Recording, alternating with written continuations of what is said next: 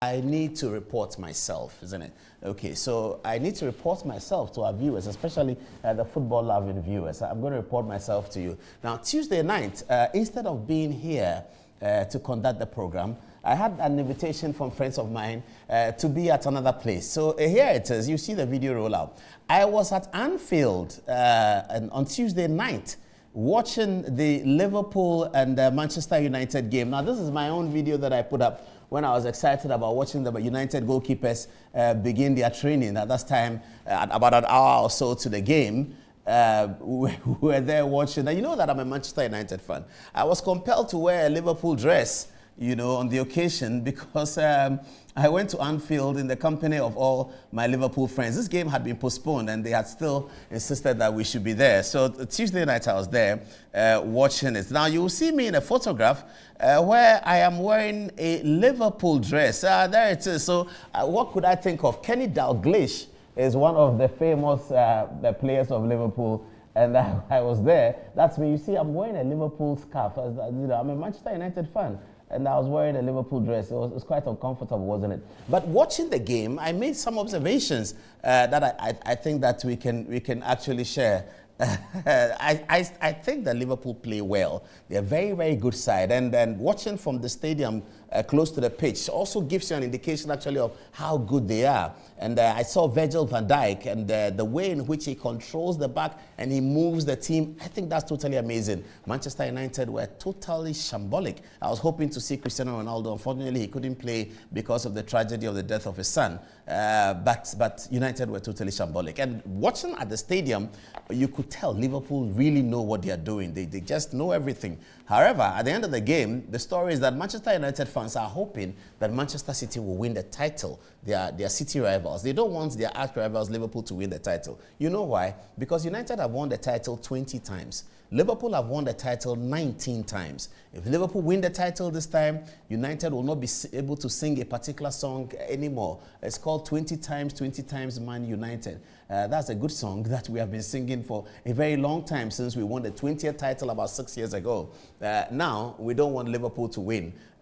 So we are hoping they don't win. But full credit to Liverpool. I watched them. They're a great side, fantastic side. They play well. They control the game. I fell in love with Virgil van Dijk. Charlie, the guy is good. You know, the way he controls from the back. And when he has the ball, his distribution sense and his sheer height is just amazing. The guy is a very good player. I was delighted to see Sadio Mane because of the African connection. And then we were reminded at the stadium as we were admiring Liverpool that Sadio Mane will be coming up against He'll be coming up against Virgil van Dijk in the first game of the World Cup in their group because Senegal will be playing Holland, the Netherlands. And so we talked about that at the stadium, but it was a fantastic experience. Thank you very much to all those who made it possible for me to be at Anfield on Tuesday night. Now, Manchester were defeated and also devastated. So, you know, UK time is 1 hour ahead of Ghana time. So at 10 o'clock when the game ended, Good Evening Ghana had just started. So I was on my phone watching Adom-Otchere on the touchscreen. And they asked me that, what are you doing on the phone? Because at that time, there was a lot of celebration at the stadium. The game had ended. Liverpool were excited.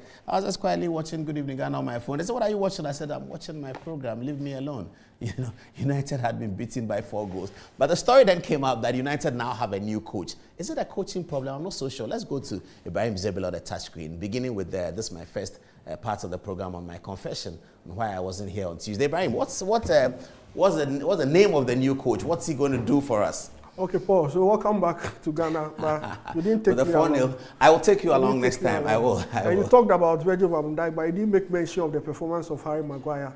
He has been. Oh, that was terrible. That was terrible. It was very, very embarrassing. But he's the captain of the side. He is. And I don't know. On Saturday, they have to go to Arsenal and try and get a result, yes, isn't it? Yes. If they want to make it to the top 4. Yeah. Yes. So now who's this guy? So Erik ten Hag, you know, last week we talked about him when the negotiations were still going on. So today, the Twitter page of Manchester United confirmed that they had hired Erik ten Hag, who will be coming to the team next season for a 3-year period. He has been given a 3-year contract with an option to extend by a year. So if you ask who is Erik ten Hag, he's currently the coach of Ajax. He's 51 years old. He's been in the coaching game for about 10 years now.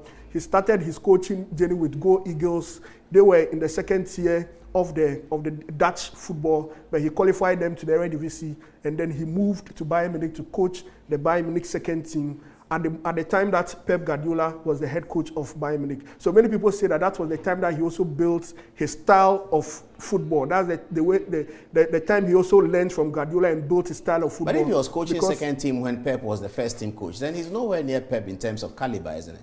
Yes, but since moving to Ajax, and you look at the kind of performances that he has shown at Ajax, especially in the Champions League when he meets very good teams, like his most memorable wins have been against Real Madrid at the Santiago Bernabeu, and also going to eliminate Juventus at Turin in the Champions League, qualifying Ajax to the Champions League semi-finals in his first attempt. So you look at those performances that he has done with Ajax, winning the Eredivisie with them and winning a lot of trophies with them, and the kind of style of play that he has introduced into Ajax, you see that he has grown in the game and he has learned. But have Ajax been winning the title in Yes, they have been winning since he went there. They've been dominating the Eredivisie. But they don't do well in the Champions League. Semi-final is not good enough for Manchester United. Yes.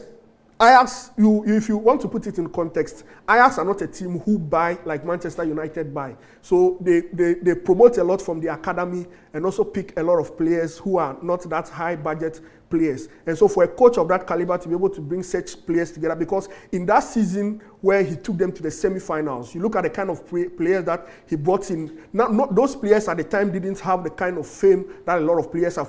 Player like De Ligt, who immediately after that Juventus took him. A player like Hakim Ziyech, who is currently at Chelsea, a player like Van der Beek, who also was bought by Manchester United, De Jong, who also went to Barcelona. So he was the one who basically brought up these players and made them who they became later. So he's that kind of Manchester coach. United is a big club. You need a coach with a huge name and that kind of thing, you know. Pochettino, Mourinho, this guy does he have the spirit for it? That's Manchester United have tried those kind of coaches since Alex Ferguson left. They've tried those kind of coaches. First, they tried David Moyes, who was with Everton. He wasn't a big name, but coach, because of what he had done at Everton, had been with Everton for a very long time, and Alex Ferguson admired his style of play, and so Alex Ferguson suggested that the job be given to him. He came in and he didn't succeed, and then Manchester went for a big name, who was Louis Van Gaal. Van Gaal was not bad. I think after Ferguson, Van Gaal has been the most successful, isn't it? Mourinho actually is the most successful. He won 2 trophies. He won the Europa League and also the Carabao. No, Carabao. But because Van Gaal won the FA Cup in his last match. His last match for Manchester United. So they brought in the big names. Van Gaal has come in. He couldn't perform. Mourinho also came in with his big ego and also his style of football and all the things that we know Mourinho for. He also couldn't succeed. And then they went in for an old player of the year, Solskjaer, who came in, showed signs of being a very good coach, but in the latter part, he also showed that he was inept in some